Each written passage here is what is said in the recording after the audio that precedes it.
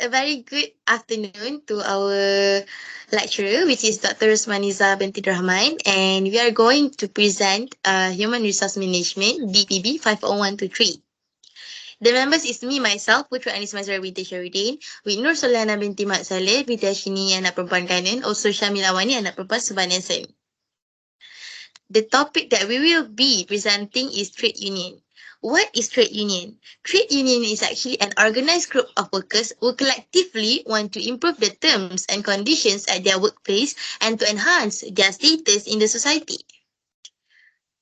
This union's main objective is to bargain collectively with employers on behalf of its member on problems like pay, benefits, and other employment-related concerns. The goal of trade unions, which seek to enhance working conditions, defend workers' rights, and address issue of the injustice, also exploitation in the workplace, is to maintain a balance of power between employees and employers.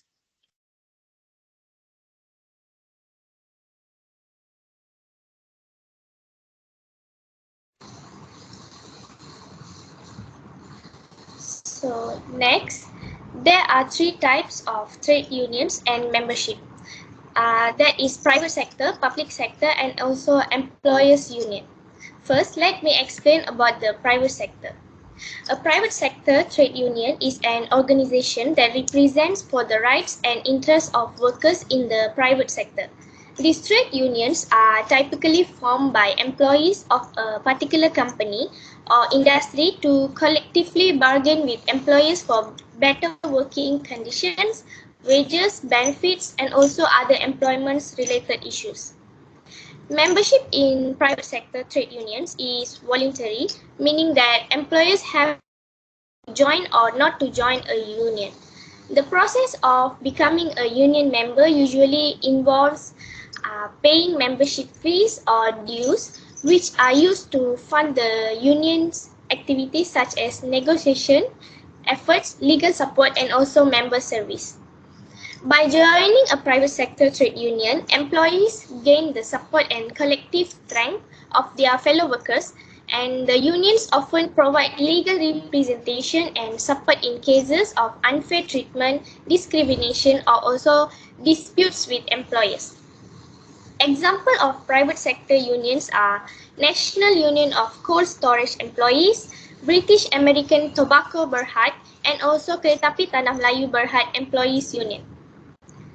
Next. Okay.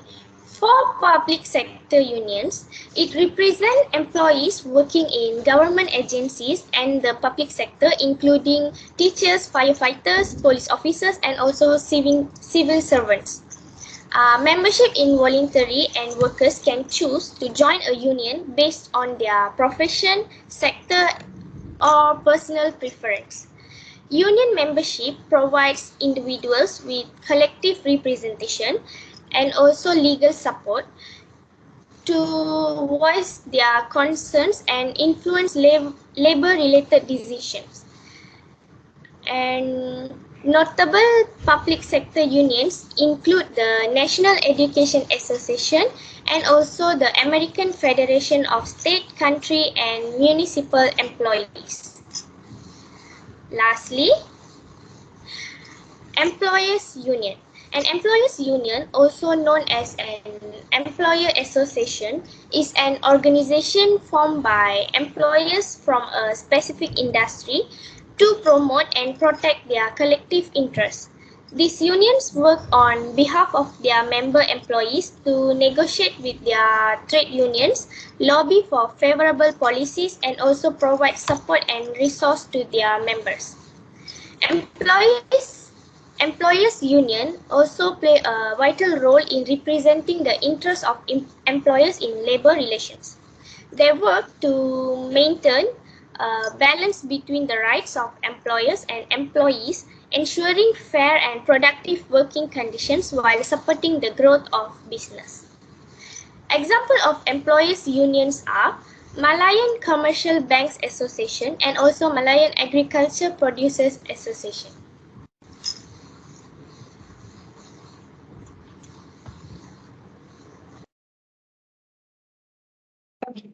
For the person who are prohibited from becoming a member, in Malaysia, certain categories of employees are prohibited from joining trade unions or engaging in union activities. The Employment Act of Malaysia, which governs employment and industry relations matter, outline the following categories of workers who are excluded from joining trade unions. Firstly, managerial and executive employees. These are the people who make important decisions that affect how a company operates and its employees. They are excluded from trade unions to maintain clear authority and enable effective management. Examples include senior managers, directors, CEOs, and department heads. Secondly, confidential employees. Some employees have access to sensitive information that could harm the company if it is disclosed. To protect this confidential information, these employees are not allowed to join trade unions. Examples like financial department staff handling financial statements, research and development employees working with trade secrets, or human resources personnel with access to private employee records. Thirdly, security personnel. Security staff are responsible for keeping the organizations, its employees, and its assets safe and secure. Allowing them to join trade unions may create conflicts of interest, as their role requires impartiality and acting in the best interest of security. Examples include security guards, bouncers, and private investigators employed by the organization. If anyone is interested in becoming a member of trade union, it's advisable to consult the relevant labor law or seek legal advice for precious and up-to-date information on trade union prohibitions in Malaysia. Next presenter. Okay, so I will continue with the reason why employees want to join the trade union. There are three major reasons. So first is the economic motives. Second, for their protection of rights. And third one is for social needs. Okay, first, economic motives, which trade union wants to improve employees' terms and conditions of service. Also, to give employees the collective strength to negotiate for better terms from their employer. And then give them a voice to express their needs to the governments and negotiate better pay, which unionized worker earn more than non-unionized workers, about 6.5%, because unions members have a support and rights to bargain for better salaries, pensions, overtimes, and etc. Which union will bring out negotiations with management to get the best possible deal for employees. Next. Next is the protective of rights of the workers.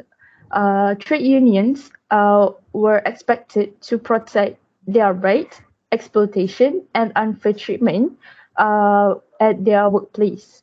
Then negotiate better working conditions where um, employees can rely on support and expert representative from trade unions to have the equal rights and pay, to fight discrimination against race, gender, and disability, as well as to promote maternity rights, flexible working, and paternity pay.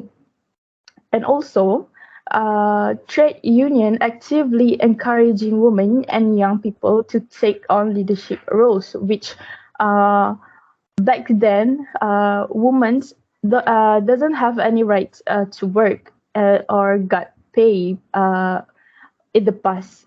Okay, then provide training for new skills. Lastly,